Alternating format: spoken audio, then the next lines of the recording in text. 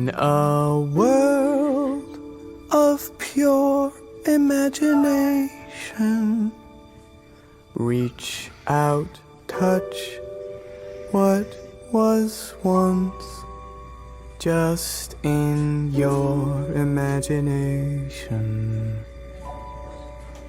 Don't be shy, it's alright if you feel a little trepidation. Sometimes these things don't need explanation.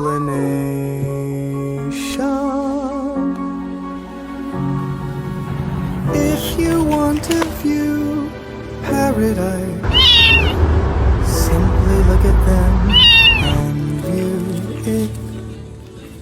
Somebody to hold on to, it's all we really need. Nothing else to it.